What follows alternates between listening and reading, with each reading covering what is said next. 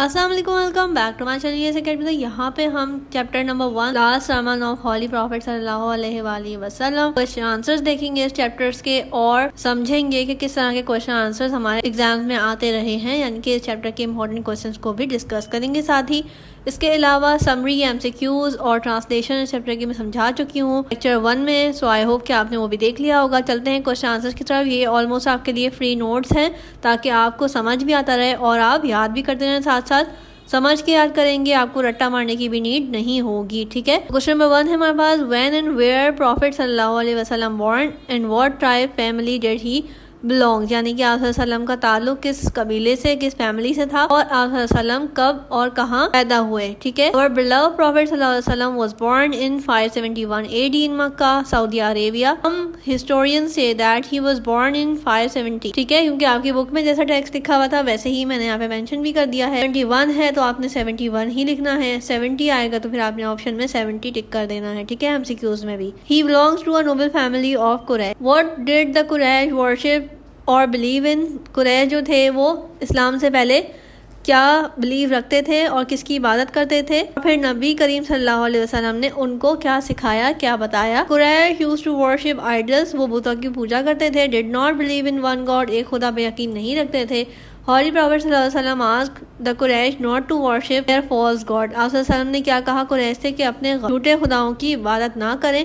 He told them that he was the prophet of Allah، پاک صلی اللہ علیہ وسلم نے کیا بتایا کہ وہ اللہ کے نبی ہیں۔ and asked them to accept Islam، انہوں نے کہا کہ اسلام قبول کیا جائے اور ایک اللہ کی عبادت کی جائے۔ As a reaction of Quraysh to Holy Prophet صلی اللہ علیہ وسلم preaching، and why did the Quraysh oppose them، جب آپ صلی اللہ علیہ وسلم نے قریش کو کہا کہ ایک خدا کی بات کرو اور اسلام قبول کرو تو قریش کا کیا ریاکشن تھا۔ They opposed this new faith، انہوں نے قریش نے جو ہے وہ اسلام قبول کرنے سے انکار کر دیا تھا۔ Most of them refused to accept Islam، they thought that he was against their gods and their ancestors، ان کو لگا تھا کہ جو ان کے آباء و اجداد کرتے تھے وہ بالکل صحیح ہے اور انہوں نے اسلام قبول نہیں کیا۔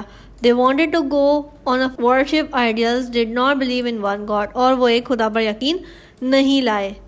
اسی طرح سے اگر یہ سیم کوشچن آ جاتا ہے how did the Quraysh treat the prophet صلی اللہ علیہ وسلم، تو اس میں بھی آپ نے اسی طرح کی ساری چیزیں لکھنی ہیں جو کہ قریش thought the holy prophet صلی اللہ علیہ وسلم was against their ancestor، ان کو لگا تھا کہ آپ صلی اللہ علیہ وسلم ان کے آباء و اجداد کے خلاف ہیں۔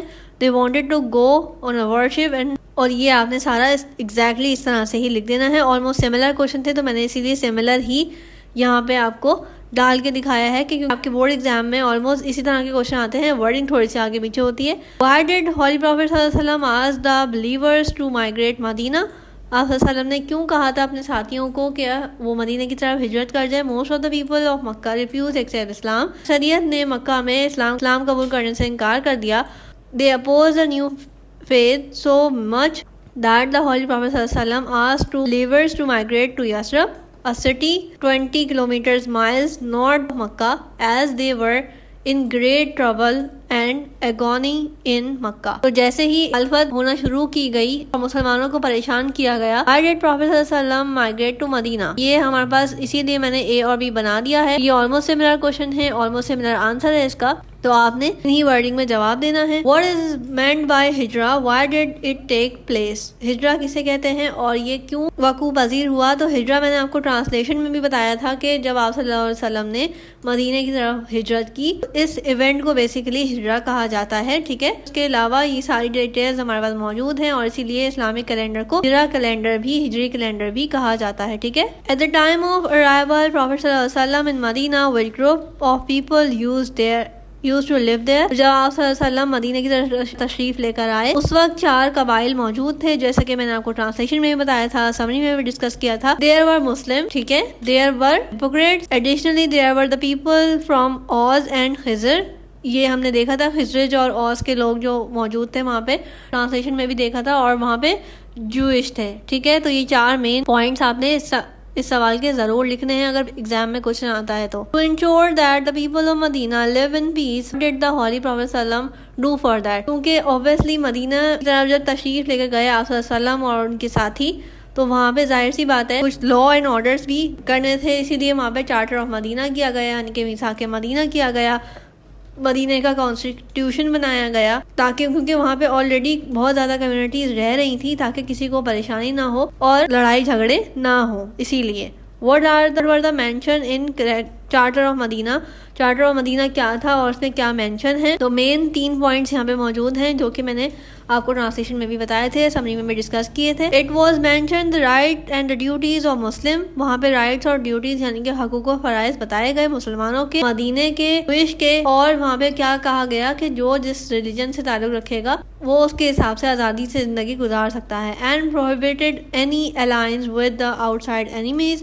یعنی کہ دشمنوں سے کوئی معاہدہ یا الائنس یعنی کہ ان کے ساتھ ملا نہیں جائے گا. It is also declared that any dispute would refer to Prophet صلی اللہ علیہ وسلم for settlements. یعنی کہ جو بھی جھگڑا ہوگا تو وہ آپ صلی اللہ علیہ وسلم کی خدمت میں پیش کیا جائے گا تاکہ وہاں پہ سیٹلمنٹ کے یعنی کہ اس کا فیصلہ کیا جا سکے. What step did the Holy Prophet صلی اللہ علیہ وسلم take fully did with the Muslim community? First of all, in order to establish an atmosphere for peace of Medina, تو یہاں پہ ہمارے پاس کانسٹیٹیوشن بنایا گیا تھا جیسا کہ میں نے آپ کو آلریڈی بتایا ہے, اور انہی ورڈنگ میں آپ نے یہاں پہ آنسر دینا ہے اس سوال کا. ٹھیک ہے, تو یہ آپ کے پاس فری نوٹس ہیں.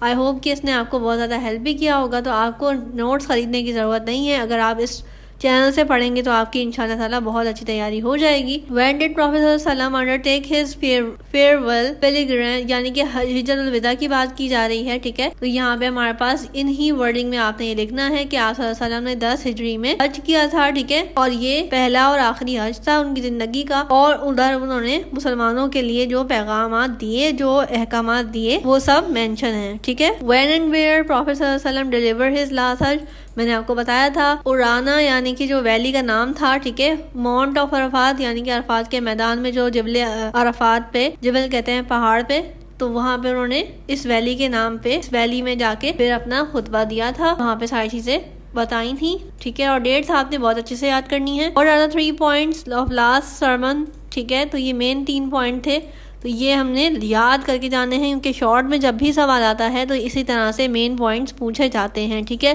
تو پہلا کیا ہے, پراپرٹی کے بارے میں تھا. دوسرا کیا ہے کہ وہاں پہ سپیریورٹی کے بارے میں بات کی گئی تھی. اور تیسرا مین پوائنٹ کیا تھا کہ ہر مسلمان دوسرے مسلمان کا بھائی ہے. ٹھیک ہے, what did the Holy Prophet صلی اللہ علیہ وسلم say about women? وہاں پہ کیا بتایا تھا کہ عورتوں کے تم پر حقوق ہیں اور تم پر عورتوں کے. what makes a man superior to other? تو سپیریورٹی کس چیز پہ ہے؟ صرف اور صرف تقویٰ کی بنیاد پر ہے, اچھے اعمال کی بنیاد پر ہے, نہ کہ عرب اور غیر عرب پر. ٹھیک ہے, Prophet صلی اللہ علیہ وسلم say about the Muslim.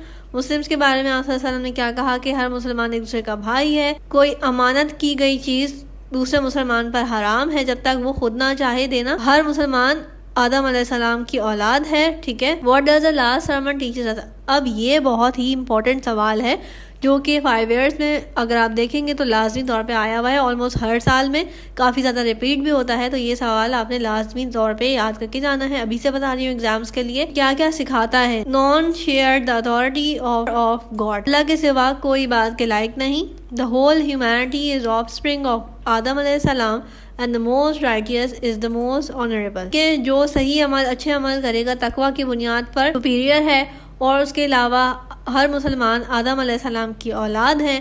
only the goodness of man can take his. وہ یہ پوائنٹ میں آپ کو سمجھا چکی ہوں. ہر مسلمان یہ بھی بتا چکی ہوں کہ ہر مسلمان ایک دوسرے کا بھائی ہے. ٹھیک ہے, تو یہ سارے پوائنٹس آپ نے لازمی طور پہ لکھنے ہیں, یاد کرنے ہیں, اور یہی اسپیلنگ کے ساتھ یہی ورڈز یوز کرنے ہیں. if the Muslim follow the message, اگر مسلمان یہ میسج کو فالو کریں گے تو کیا ہوگا. the Muslim conveyed the message conveyed in the last sermon for all the times. یہ ہر زمانے کے لیے بتایا گیا ہے جیسے کہ میں نے آپ کو ٹرانسلیشن میں بھی بتایا تھا. if the Muslim follow these message, the result will be fair and equitable society in which there will be honesty, justice, meritocracy will be guiding the people. ٹھیک ہے, what must we do to be a good Muslim? Good Muslim ہونے کے لیے ہمیں کیا کرنا چاہیے, اچھے عمل کرنے چاہیے. تو یہ تھے آج کے ہمارے پاس کوشچن آنسرز اس چیپٹر کے. آئی ریئلی ہوپ سو کہ اس نے آپ کو بہت زیادہ ہیلپ کیا ہوگا.